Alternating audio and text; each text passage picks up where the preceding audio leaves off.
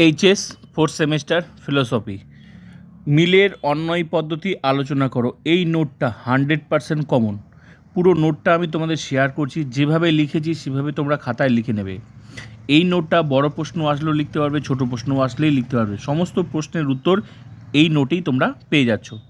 তো দেখে নাও, মিলের অন্বয় পদ্ধতি আলোচনা করো। এর মধ্যে যে পার্টগুলো আছে সেটা হচ্ছে সংজ্ঞা আছে, আকার আছে, দৃষ্টান্ত, সুবিধা অসুবিধা। যখন পুরো এই নোটটা যখন এইভাবে যখন বড় প্রশ্ন আসবে তখন পুরোটা যেটা আমি দেখাচ্ছি সেটা গোটাটা লিখবে, আর যখন ছোট ছোট করে প্রশ্ন আসবে যেভাবে চাইবে সেভাবেই তো সেই অংশটা শুধু তোমরা লিখে দেবে, তাহলেই হয়ে গেল। মানে এই নোটের মধ্যেই অনেকগুলো প্রশ্নের উত্তর একবারই হয়ে যাচ্ছে। তো দেখে নাও উত্তর। কার্যকারণ সম্পর্ক, এখান থেকে হচ্ছে উত্তর। হ্যাঁ, এখান থেকে হচ্ছে উত্তর। কার্যকারণ সম্পর্ক নির্ণয়ের জন্য দার্শনিক মিল যে 5টি পরীক্ষামূলক পদ্ধতি আবিষ্কার করেন সেগুলির মধ্যে উল্লেখযোগ্য হলো অন্বয় পদ্ধতি। ব্যাস হয়ে গেল। মানে এটা হচ্ছে ভূমিকা। এবার হচ্ছে এই পার্টগুলো উল্লেখ করতে হবে, যেমন সংজ্ঞা উল্লেখ করতে হবে, আকার উল্লেখ করতে হবে, দৃষ্টান্ত, সুবিধা অসুবিধা, এগুলো মিলে হচ্ছে এই গোটা নোটটা। বড় প্রশ্নের উত্তর একবারই হয়ে যাচ্ছে। এবার পার্ট করে যখন বড় প্রশ্ন আসবে, যখন বড় প্রশ্ন যখন সেট হবে তখন এইভাবে গোটাটাই চাইবে। তো এবার হচ্ছে ভূমিকা হয়ে গেল। এবার হচ্ছে তোমার সংজ্ঞা। সংজ্ঞাটা এই যে সংজ্ঞা হচ্ছে এখান থেকে লিখবে তোমরা। সংজ্ঞায় পয়েন্ট করে দিয়েছি। সংজ্ঞা এই পার্টটা গোটারে লিখবে, এই পার্টটা গোটাটাই। ঠিক আছে, সুন্দর করে আমি লিখে দিয়েছি, তোমরা দেখে নাও। এটা হচ্ছে গোটাটি সংজ্ঞা। নেক্সট হচ্ছে তোমরা পয়েন্ট দেখো, মূর্ত উদাহরণ যে দৃষ্টান্ত। নেক্সট পয়েন্ট হচ্ছে মূর্ত উদাহরণ, ব্র্যাকেট লিখে দৃষ্টান্ত। এই দৃষ্টান্তের মধ্যে তোমরা কি কি পার্ট লিখবে, এই দৃষ্টান্তের হচ্ছে পয়েন্ট করে তোমরা হচ্ছে এক পাশে লিখবে এই যে পূর্ববর্তী ঘটনা, বা পাশে পূর্ববর্তী ঘটনা, আর ডান পাশে লিখবে পরবর্তী ঘটনা। যেভাবে তোমরা পার্থক্য করো সেরকম লিখে নিচে আন্ডারলাইন করবে। আমি যেভাবে যে এরকম আন্ডারলাইন দিয়েছি এরকম করবে। তারপরে কী করবে, পূর্ববর্তী ঘটনার নিচে, মনে করো পূর্ববর্তী ঘটনার নিচে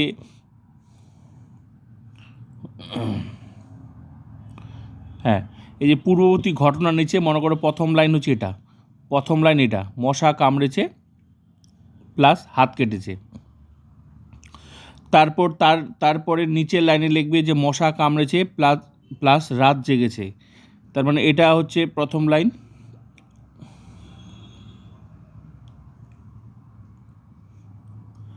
এটা হচ্ছে এটা প্রথম লাইন, এটা দ্বিতীয়, প্রথম লাইনে এটা গোটাটা, দ্বিতীয় লাইন এটা, আর তৃতীয় লাইনটা একটু চলে এসেছে যেহেতু এটা আমি করেছি। ঠিক আছে, তো একটু প্রবলেম হয়েছে। এই পুরো লেখাটা হচ্ছে এই লাইনে চলে এসেছে। তো এই লাইনটা, এই যে গোটা এই যে লাইনটা, এই গোটা লাইনটা তোমরা এই যে পূর্ববর্তী ঘটনা থেকে এখান থেকে এই তৃতীয় লাইন থেকে শুরু করবে। তার মানে এইটুকু পার্টটা এই পূর্ববর্তী ঘটনার নিচে আসবে, আর এই যে ম্যালেরিয়া হয়েছে এটা হচ্ছে তোমার এই যে পরবর্তী ঘটনার নিচে আসবে। বুঝতে পারলাম? তো যেভাবে এই যে পার্টটা আছে, মশা কামড়েছে প্লাস হাত কেটেছে, পরবর্তী ঘটনা ম্যালেরিয়া হয়েছে, সরাসরি 3টে করে লাইন থাকবে। ক্লিয়ার? তারপর শেষে লিখবে সুতরাং মশার কামড় হলো ম্যালেরিয়ার কারণ। হয়ে গেল। এবার হচ্ছে তোমরা নেক্সট হচ্ছে সাংকেতিক আকার লিখবে। সাংকেতিক আকারেও এই দেখো তোমরা সুন্দর করে এই যে পূর্ববর্তী ঘটনা, পরবর্তী ঘটনা, পূর্ববর্তী ঘটনা যে কারণ, পরবর্তী ঘটনা যে কার্য। ঠিক আছে, তো পূর্ববর্তী ঘটনায় যে বড় হাতে ক্যাপিটাল যেভাবে লিখেছি সেভাবে লিখবে, ক্যাপিটাল লেটার এবিসি ছোটো হাতে লিখবে। পরবর্তী ঘটনা লিখবে ছোটো হাতের এবিসি, এডি এফজি যেভাবে লিখেছি সেভাবেই। অতএব সুতরাং এ হলো ক্যাপিটাল লেটার এ হলো এ এর কারণ, ছোটো হাতের এর কারণ, বা ছোটো হাতের এ হলো বড় হাতের এর কার্য। যেভাবে লিখেছি সেভাবেই। ক্লিয়ার? এবার চলো অন্বয় পদ্ধতির সুবিধা। এবার পয়েন্ট হচ্ছে অন্বয় পদ্ধতির সুবিধা। সুন্দর করে পয়েন্ট করা আছে। অন্বয় পদ্ধতির সুবিধা। তো অন্বয় পদ্ধতির সুবিধা হচ্ছে এগুলো তোমরা যেভাবে লিখেছি সেভাবে লিখবে। সুবিধা এখান থেকে শুরু করবে লেখাটা। সুবিধা পয়েন্ট করে দিয়েছি। তারপর সুবিধার মধ্যে পড়ছে প্রায়োগিক সুবিধা। এই প্রায়োগিক সুবিধার মধ্যে কি কি আসছে এগুলো হচ্ছে তোমার এই পয়েন্টটা আমি যেভাবে প্রায়োগিক সুবিধা পয়েন্ট করে তার মধ্যে এই গোটা অংশটা লিখতে হবে। ক্লিয়ার? তারপর নেক্সট হচ্ছে তোমরা পয়েন্ট করবে আবিষ্কারের সুবিধা। আবিষ্কারের সুবিধা পয়েন্ট করে এই অংশটা লিখবে। ব্যাস হয়ে গেল। এগুলো হচ্ছে সুবিধার, এগুলো পার্ট, ক্লিয়ার? মানে সুবিধার মধ্যে, তার মধ্যে এগুলো পয়েন্ট। এবার চলে আসবে অসুবিধা। অসুবিধা পয়েন্ট করে যেভাবে লিখেছি সেভাবেই লিখবে, তোমরা খাতার মধ্যে লিখে নেবে নোটটা। হ্যাঁ, 100% কিন্তু কমন, এগুলো পড়তেই হবে, কারণ এক প্রশ্নে অনেক, মানে এই উত্তরের এই নোটটার মধ্যে অনেকগুলো প্রশ্নের উত্তর তোমাদের আছে। যেভাবে লিখেছি অসুবিধা সেম, এবার অসুবিধা লিখতে হবে। এভাবে লিখে অসুবিধার মধ্যে এই পয়েন্টগুলো পড়ছে। একটা হচ্ছে বহু কারণের সম্ভাবনা। বহু কারণের সম্ভাবনার মধ্যে তোমাদের যে পয়েন্ট এখানে আছে যেভাবে লিখেছি সেভাবে লিখবে তোমরা, এই পার্টটা লিখবে, ক্লিয়ার? নেক্সট হচ্ছে তোমরা পয়েন্ট করবে সহকার্যকে কারণ মনে করার দোষ।